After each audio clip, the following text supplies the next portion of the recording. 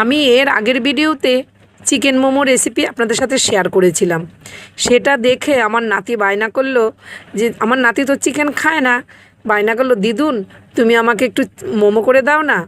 তখন মাথায় আসলো যে দেখি বলেছে একটা মোমো এবার করে দিই। তাই কয়েকটা সয়াবিন আমি সেদ্ধ করে নিয়েছি, ময়দাটাও মেখে নিয়েছি। সয়াবিনটা দেখুন একদম মিহি করিনি, কিন্তু একটু দানা দানাভাবে আমি পেস্ট করে নিয়েছি। তারপরে কড়াইতে আমি পরিমাণ মতো তেল দিয়ে দিলাম, সামান্য একটু হিং দিয়ে দিলাম, আর বাদাম দিয়ে দিয়েছি।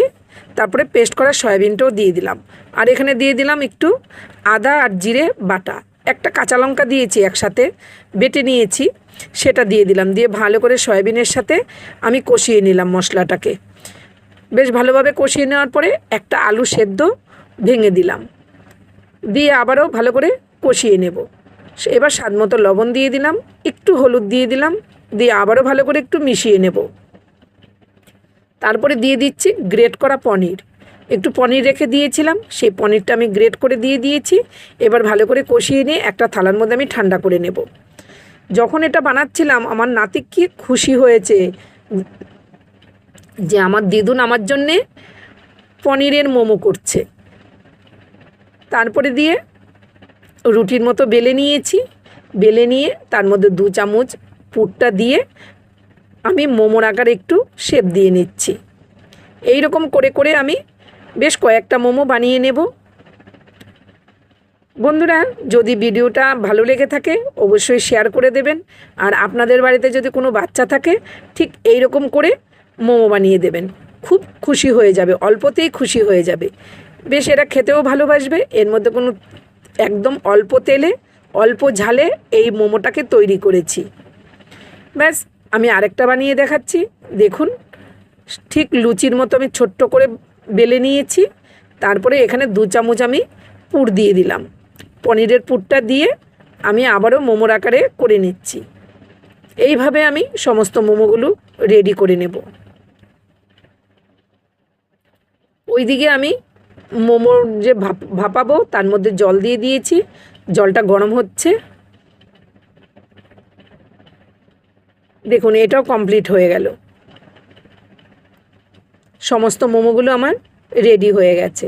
যদি ভিডিওটা ভালো লেগে থাকে অবশ্যই সবার সাথে শেয়ার করে দেবেন, আর আপনারা এরকমভাবে বাড়িতে বানিয়ে বাচ্চাদেরকে পরিবেশন করবেন। তারপরে চলুন দেখাচ্ছি। এবার এটা ভাপিয়ে নিচ্ছি। এই যে জলটা ফুটে গেছে, এবার আমি স্ট্যান্ডটা বসিয়ে দিলাম, দিয়ে তার মধ্যে তেল ব্রাশ করে নিয়েছিলাম। এবার একে একে মোমোগুলো বসিয়ে দেব। যদি কোনো নতুন বন্ধু আমার এই ভিডিওটা দেখে থাকো তাহলে কিন্তু লাইক করার অনুরোধ রইল, আর কমেন্ট করে জানাবে আমার এই ভিডিওটা তোমার কেমন লাগলো। ফেসবুক থেকে দেখলে ফলো করে দেবে, ইউটিউব থেকে দেখলে সাবস্ক্রাইব করে আমার পাশে থাকবে। কিছুক্ষণ পর ঢেকে দিলাম, ঢাকনাটা তুলে দেখুন একদম হয়ে গেছে। এবার আমি নামিয়ে নিচ্ছি। এক ব্যাচ মোমো আমার রেডি হয়ে গেছে, থালায় নামিয়ে নিয়েছি। এইবার আরেক ব্যাচ আমি বসিয়ে দিচ্ছি। এটা বসিয়ে দিয়ে চলে যাই, আমার নাতিকে দিয়ে আসি। ও বলছে দিদুন এখনও হয়নি, তাই ওকে দিলাম 4টে। দেখুন 4টে দেখে ভয় পাচ্ছে, আমি এত খাবো না দিদুন। এই বলল 2টো সরিয়ে রেখেছে আর 2টো খাচ্ছে টমেটো সস দিয়ে। একবার মুখে দিয়েই বলছে খুব ভালো হয়েছে। আমি বললাম আবার একটু খেয়ে দেখো ভেতরের পুরটা কেমন হয়েছে। ও মুখে দিয়ে তো বলল দিদুন দারুণ ফাটাফাটি। আজ আসি বন্ধুরা, সবাই ভালো থাকবেন, সুস্থ থাকবেন। দেখা হচ্ছে নতুন রেসিপিতে। টাটা।